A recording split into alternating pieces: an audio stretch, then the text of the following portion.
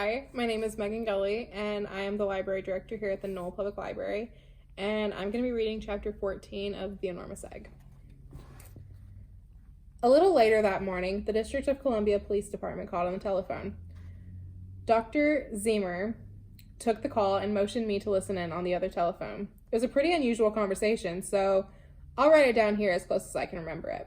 "Hello, Professor," the voice said. "This is Captain Neely at the police station. We're just checking up on a report. A man called in early this morning with a crazy story about a big animal with horns. He said he was in his truck at Independence and 15th and saw this thing and thought it was some sort of stuffed animal on wheels. But suddenly, it turned around and belted the truck right over on its side. He said he climbed out of the window and escaped and came in to report to us. He said he thought he saw someone riding on it. It looked like a kid," he said. "Is that so?" Dr. Zemer said, very calmly. "I wouldn't have bothered you, Professor," the voice went on, "but the guy was perfectly sober, so we thought we'd better look into it. We went back to Independence and 15th, and there was his truck all right, but it was right side up. The man couldn't explain that, but he swore up and down that when he left, that truck had been on its side. I was just going to take the guy back to the station for observation when one of the men found a track over in the dirt near the sidewalk. It was a great big track, about 14 inches long, with 4 toes on it. I've never seen anything like it. We called the zoo and they said it sounded like the track of an oversized tortoise, but their tortoise hadn't escaped, and besides, they didn't think a tortoise could turn over a truck." "I think they're right," Dr. Zemer said. "But the zoo said to get in touch with you people at the museum, so I just wanted to ask if you had any idea what could have made that track." "Why, yes, I have a pretty good idea, Captain," Dr. Zemer said. "I'm fairly certain it was made by a triceratops." "A what?" the voice said. "A triceratops, a kind of dinosaur. It has horns, just as the man said." "All right, Professor." The captain's voice sounded a little sharp. "That truck was tipped over this morning, not a million years ago." "I know that," the doctor said. "We heard the whole story from the boy who was riding the dinosaur." There was a kind of pause at the other end of the telephone. "Would you repeat that, Professor? I didn't catch what you said." "I said we heard about it from the boy who was riding the dinosaur." Another pause. "I'm sorry, Professor. All I can hear is something that sounds like the boy was riding the dinosaur. I think our phone is on the blink." "That's what I said," Dr. Zemer said, patiently. "We have a dinosaur, and the boy was out exercising it this morning when that incident occurred."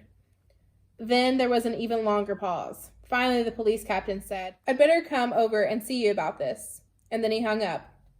Later on, the police captain came in. He was a tall man, and he had a big chin and looked very serious. Dr. Zemer took him down to the basement and showed him Uncle Beazle. "Holy smokes," the police captain said. "How long have you had this thing here?"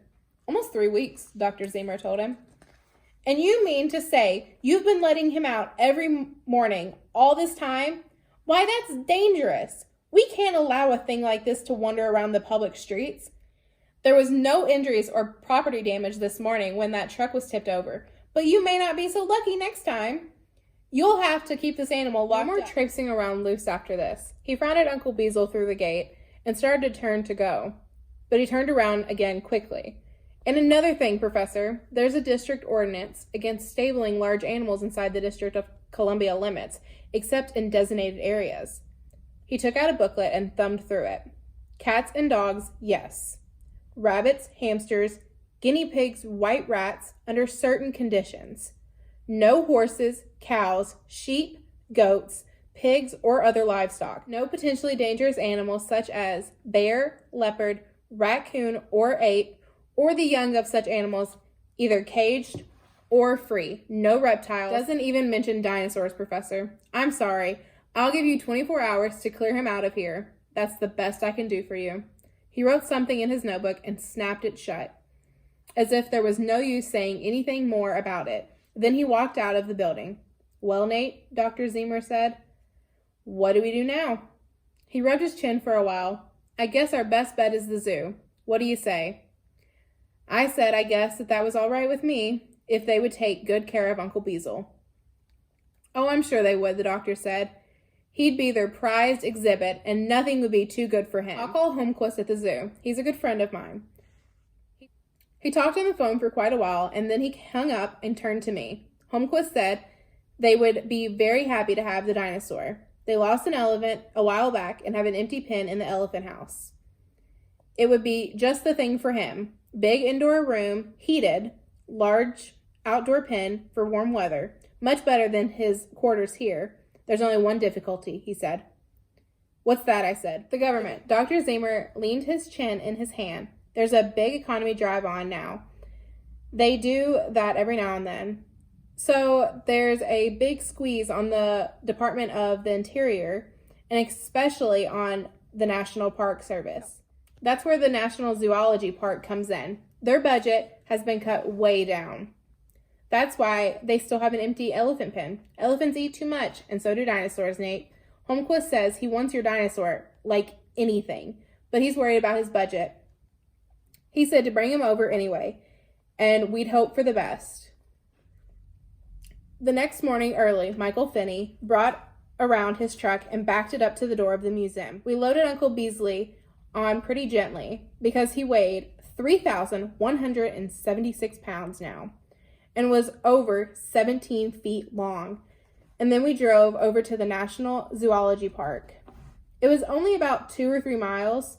We went up Connecticut Avenue and turned off into Rock Creek Park. Then the truck climbed up the hill to the elephant house, past a sign that said, "Lost articles and children will be taken to the lion house." I thought it was pretty rough on the children because it must be kind of easy to get lost in a big zoo like that. We drove around to the back of the elephant house, and Mr. Holmquist met us there. They had a ramp, and they moved that up to the back of the truck, and we eased Uncle Beazle out backwards. It was slow work, but we finally managed it. Then I led him into the inner pen and showed him the water trough and the feed rack. Then I showed him around the outer pen. From his pens, he could see the hippopotamus and the giraffes, so he wouldn't be too lonely. The keeper put in a big pile of alfalfa and feed, and Uncle Beazle started right in on it. We'll come up every day to measure and weigh him, Dr. Zemer said, and then we thanked Mr. Holmquist and drove away in the truck. So far, so good, the doctor said. Now we wait and see what Congress does when they hear about it. I think it was about 3 days later that Mr. Holmquist called the museum and told us that a congressional committee was coming out to the zoo to look into the question of the dinosaur. You better come right over to answer questions about your animal, he suggested. Uncle Beazle was in fine shape when we got there.